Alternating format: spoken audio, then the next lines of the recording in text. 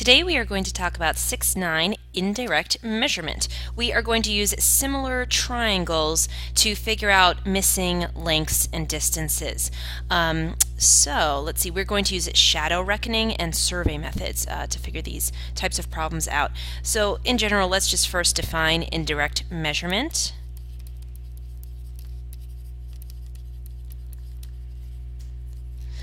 Basically, indirect measurement allows you, like I said, to use the properties of similar triangles to find measurements that are difficult to measure directly. And I'll give you some examples of those in just a moment.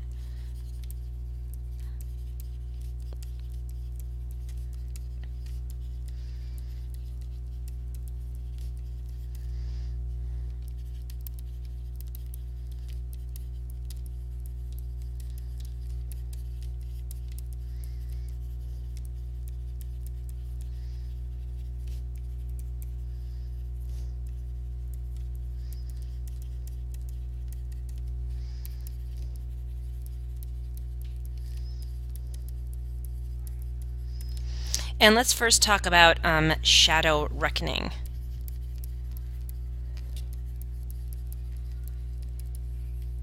This is just one type of indirect measurement, and we say indirect because, again, we're not directly measuring. One type of indirect measurement where two objects and their shadows form two sides of similar triangles. It's really cool. This works all the time.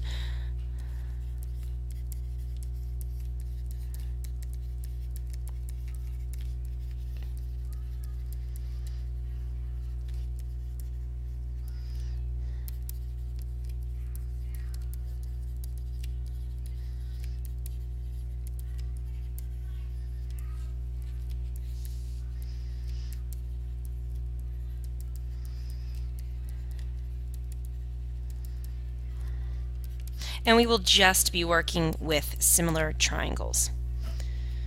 So what am I talking about? Well, let's take a look at an example. We're going to talk about a house.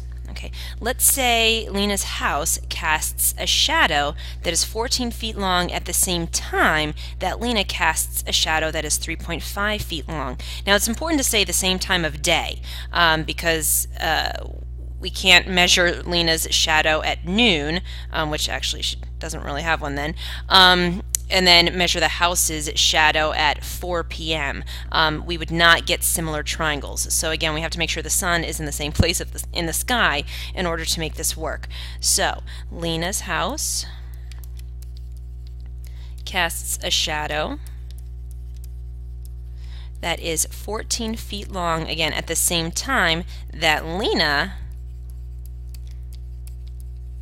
casts a shadow that is 3.5 feet long. So of course we do need a little bit more information. Now it's much easier to measure Lena's height directly than it is to measure the height of the house. So I'm going to go ahead and tell you that Lena's height is 4.5 feet. So the question is, how tall is the house?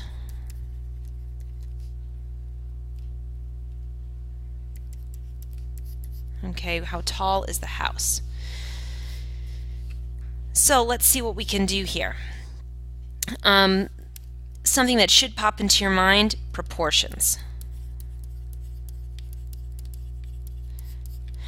We've been working a lot with proportions. As I've said before, there are many different correct proportions that would work here, but this is how I am going to set my proportion up.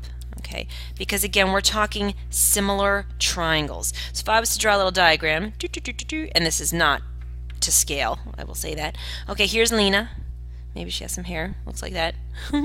And we know that Lena is 4.5 feet long, not long, tall, I should say. And her shadow is 3.5 feet long. As you can see, we kind of have a right triangle working here. Okay, right triangle. And I'm only working with two sides because I don't need to worry about that third side. It is irrelevant for what we are looking for. If I was to draw Lena's house, now again it's going to be much taller than this here. Okay, but you get the idea. Here's Lena's house, and it casts a shadow that is too long for my screen, but I'll say this goes out much longer, but that's 14 feet. And I'm looking for this height, the height of her house, or if I drew it this tall, okay, height of her house. So my triangle goes off screen here, but in general this is the height we are looking for, height of her house, and I'm using both of these right triangles to set up my proportion, because again, in similar triangles we know that corresponding parts are proportional. So if I'm going to compare, let's see, Lena, let me stick Lena over here, her physical height to the shadow's length, okay, so height to shadow length, I can do the same thing with the house. That should correspond to the height of the house. I'm going to use a variable. I'll choose h for the height of the house, and the shadow length of the house is 14 feet.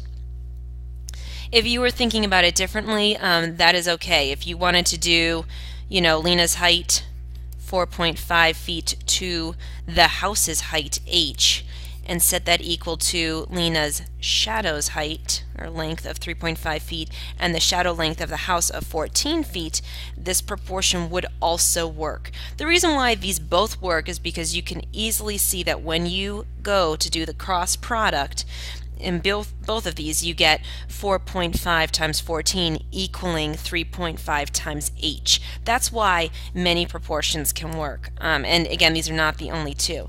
But when we do go to solve, I will in fact use that cross product. And let me just set that up. Like I said, 4.5 times 14 should equal 3.5 h. And I can work through this and solve for h. So go ahead and do that now. Hit pause, and when you're ready to see the solution, hit unpause. Okay, so when you solve for h, you should go ahead and get the height of the house equaling 18 feet. Okay, so that's one way that we can use shadows to work with similar triangles and find missing lengths. Something else we can do is called the survey method. So let me write that down.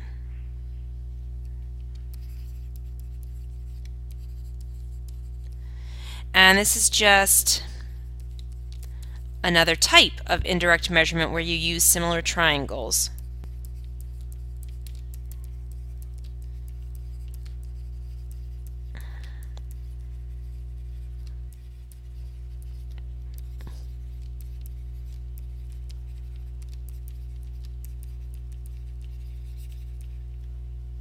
We will not be using shadows in this case, and we say that these are survey methods because I'm sure you've seen surveyors out and about.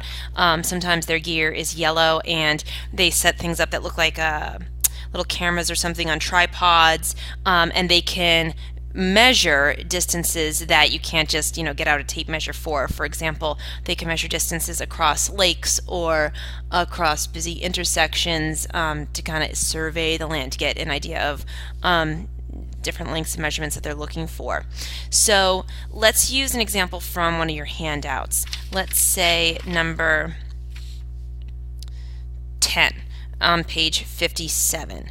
So we have a nice diagram there. That's why I'm choosing this one. So the triangles below are similar. What is the distance between the skate park and the movie theater?